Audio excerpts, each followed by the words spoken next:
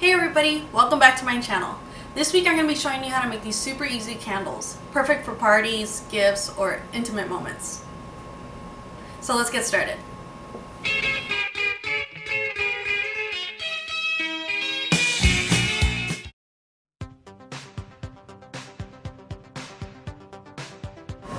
In order to do this project, you're going to need a few supplies.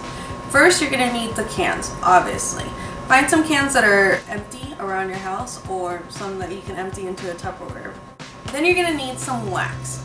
This is paraffin wax. You can find it at Michael's and anywhere from $3.99 to, I don't know, $14.99. If you don't care about the environment or the world that you live in, you can probably find some beeswax. Then you're going to need some wicks.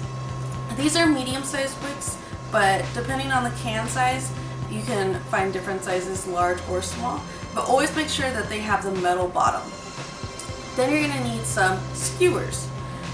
You can find them anywhere from the 99-cent store to Target, but moms usually have them around the house. You can also purchase some liquid dye if you want your candles to be colored. Don't use food coloring. Considering that this is wax and oil based, food coloring is water based, so oil and water aren't going to mix. And you can also purchase some fragrance in case you want your candle to smell. The first but very important step to this project is to clean your cans. A jalapeno scented candle might be a fun party trick, but unless you're handing out gas masks to all your friends, then you might want to wash all of your cans out with some soap and water. Another safety precaution would be to take a nail file to the edges of your can. Considering it's basically cut metal, you don't really want to put your hand in there or to cut your hand while you're putting your wick in later on. I like to live on the edge, so for now, I'm not going to do that. Many candle tutorials call for a double boiler. I have never had to double boil anything, so I've made my own. I filled this large pot up with water about 1/3 of the way. You want to make sure that when you put your second pot in, that the water won't touch the bottom. I'm going to put the second pot in without any water onto the top of the pot and put my water to boil. When it's boiling, then I will insert my wax into the second pot.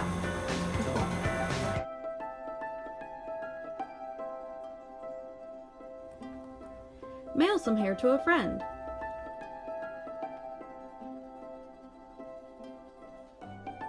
Get into a fight on Facebook.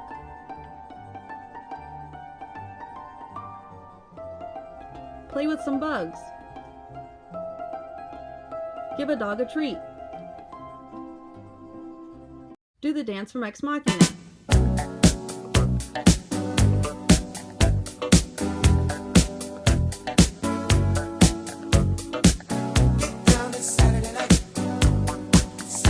Another thing you can do while you're waiting for your wax to melt is to put the wick into the can.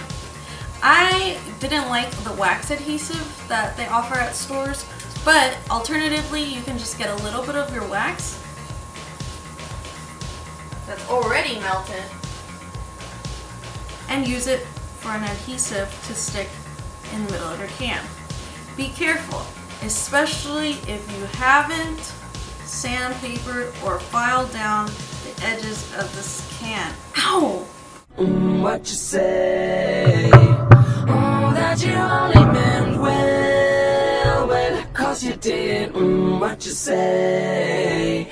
That it's all for the best, cause it is. What you say? Now we're going to take our skewer and use it to fasten our wick to keep it straight. I am wrapping the wick around the skewer and keeping it taut enough so the wick stays straight and narrow in the can. This next step is an optional one. If you want to add color to your wax or add a fragrance, doing it right before you pour your candle is the best time to do it. I'm going to be adding a fragrance because I'm a bit of a cochina. I chose Ocean Waves. As I said, I got this from Michael's, and it smells a bit like my ex-boyfriend's armpits. Once our wax is fully melted and fragranced and possibly colored, then we're going to pour our wax into our candles. Be very careful. Grab it with a towel or an oven mitt and carefully pour your wax into your cans. Once our candles are all poured, then you can either let them sit or you can be impatient like me and put them into the refrigerator for about 30 minutes. Once your candles have fully cooled, you can take the skewers off of the wicks and cut the wick around 1/4 of an inch above the top of the wax. Now you're finished and everybody will love your candles and love you and think you're so cool and want to be your friend. So I hope you enjoyed this tutorial. Make sure to like and subscribe below and send me any photos of candles that you make. So I'll see you guys next week. Me.